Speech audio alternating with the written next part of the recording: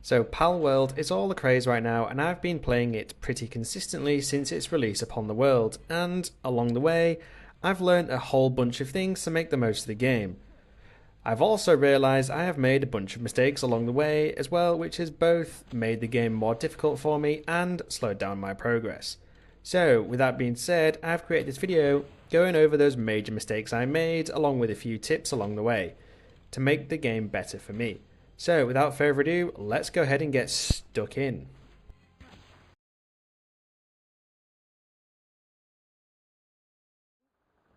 Now, first things first, and I don't know about you, but I found that leveling up early in the game wasn't exactly the quickest, even when I was focusing on capturing pals, especially new ones for that new capture bonus and trying to get 10 of that pal for another XP bonus. But one thing I didn't know was that you can in fact level up far quicker by just increasing your EXP rate in your world settings. Now, don't worry if you've already created your world and played God knows how many hours in it, because you can edit this setting before jumping back into your game when you restart it. So to do this, go into difficulty, custom settings, and then move the slider for EXP rating all the way up to 20 for the maximum EXP gains, and once you've done this, you'll be flying through the levels at a much quicker rate. Now, some people may be like, bah, that's basically cheating, innit? And if you prefer the grind, then don't do it. But for those of you who want to level up quicker, this is the way. And leveling up quicker brings me nicely onto your stats and building them up. Now, obviously, with each new level gained, you're able to improve your personal stats. So, things like HP, stamina, carry rate, work speed, and so on. But the mistake you could be making is upgrading these in the wrong order. So here's what I did. Initially, you want to be focusing on stamina for a bit, because early on, your stamina sucks and getting around the game will be slow and painful, so work on that for the first few levels. Next, go in hard on your HP, so battling other pals becomes easier and you end up dying less, especially during boss battles. And once you've built both of those up to a reasonably high level, then I'd probably suggest upgrading your carry weight, because no one wants to be walking around slow as anything when you can carry sweet feck all. And finally, after that, I'd probably focus on work speed and then the others after that, whichever is your preference. But it is absolutely essential you upgrade your stamina and HP first. Now then, let's talk about pal spheres. Now, obviously, you're going to need a lot of these to capture pals, and crafting those basic spheres early on in the game is a bit of a grind, but it is an essential task, because without them, well, you won't be able to capture pals, will you? So, the next mistake you may be making is firstly not capturing yourself a Vixie whenever you come across one. Now, Vixie is a small pal who looks a little bit like a white fox type thing, and they can be found reasonably close to the small settlement you come across fairly early on in the game. But why do you want to make sure that you capture yourself a Vixie? Well, Vixie is a gathering and farming pal, so if you build a ranch in your base and then assign Vixie to it, Vixie is going to be a total fecking legend and start digging up buried items like arrows and pal spheres while grazing. So you've effectively got unlimited pal spheres early on with a Vixie in a ranch. Just make sure you look after them well. Now, another one for early on, getting around in Palworld isn't exactly the quickest. In fact, it's pretty darn slow, especially with a low stamina stat and no mounts available to you. So, what you need to do as soon as you possibly can is catch yourself a dire howl, because once you have one of those bad boys, you can get around much quicker. Now, obviously, the further into the game you get, you will come across other ground-based mounts and, of course, flying mounts. But early on, you're making a mistake if you're not trying your hardest in the early game to catch yourself a dire howl, because it will make traversal infinitely quicker for you. Then once you've unlocked other mounts as pals, you can decide which one you prefer after that. Now, early on in the game, you'll probably come across a fair few Daydreams. You know, the ones with the long purple, wavy gas hair kind of thing. You know, this one. Well, if you capture a few of these, you're also making a mistake if you're not using Daydream's necklace, because what this does is allows Daydream to be by your side, even if you have another active pal wandering around with you. So, let's say you're aiming to defeat some bosses, perhaps Grisbolt, the early one. If you've got Daydream and another pal active at the same time, it will make that boss battle far easier.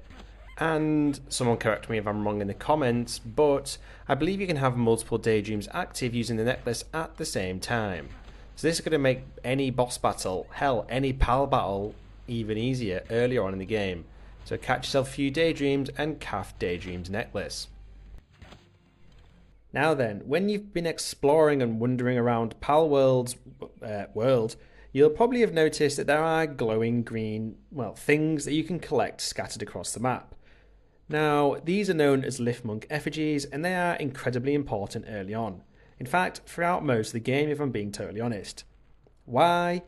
Well, you can use them to boost your capture rate and, add a statue of power, which makes capturing pals, especially harder to catch ones, much easier.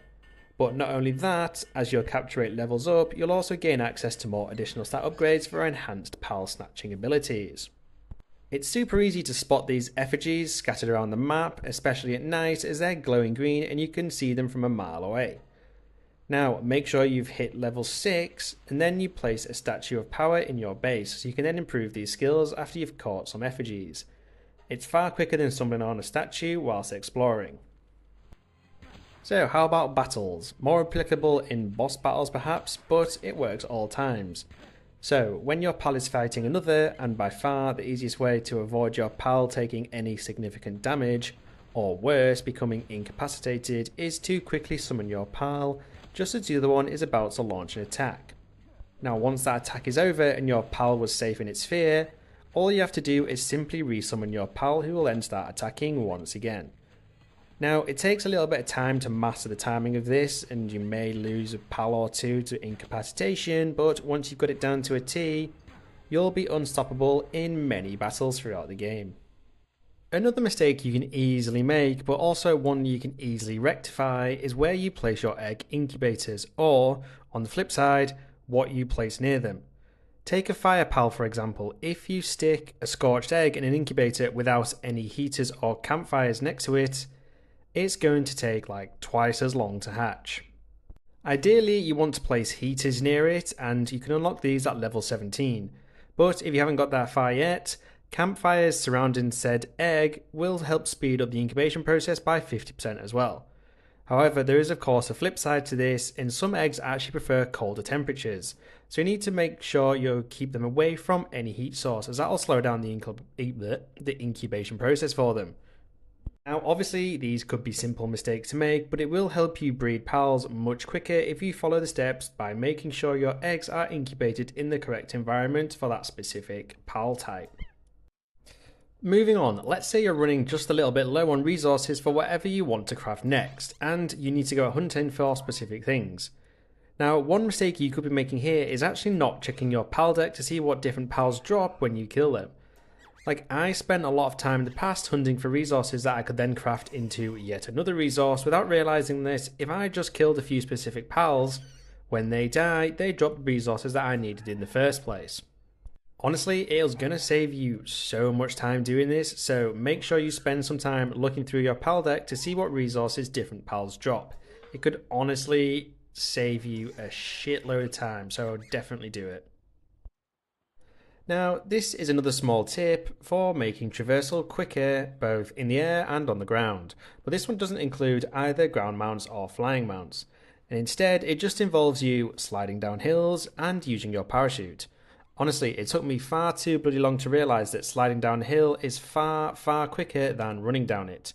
But another tip here is if you slide down a hill, I don't know, say to the edge of a cliffside with a massive drop at the end, if you then open up your parachute at the right time, it will launch you forward quicker than if you just jumped off the edge and opened your parachute that way. So those are two simple yet effective ways to get around quicker without using a mount if you haven't yet unlocked one. Now, one potentially obvious mistake you could be making is not looking after the pals who are working at your base. Now, if their sanity levels drop, their production levels also drop, obviously, so you need to keep them well tended to. And doing this includes things like making sure they have good and comfortable beds, perhaps a pal hot tub, as I call them anyway, so they can relax, plenty of food to eat, and so on. It will make gathering resources far quicker for you when you come back to your base to stock up. Another mistake to avoid as well in relation to your pals, and in fact your character I guess, is not cooking food. So when you level up and get hungry, berries just ain't going to cut it anymore. I mean, sure, they're going to decrease your hunger levels slightly, but the more you level up, the less they'll recover from things like eating berries. So make sure you learn some recipes and get to cooking, as it's far better as you level up. Or, just go around killing lamballs for me. Swings and roundabouts. And there you have it, folks. There are a bunch of mistakes that you absolutely must be avoiding in Palworld to make the game both easier for yourself and to speed up your progress. I've got another video coming out in the very near future talking over some essential tips that I wish I had known earlier. So make sure you subscribe to my channel for that. And I hope you found this video useful, and if you are still here, as I said, it would be totally awesome if you could support my channel by hitting those like and subscribe buttons. You can also become a channel member as well, and as always, thank you for watching this video, and I shall catch you in the next one.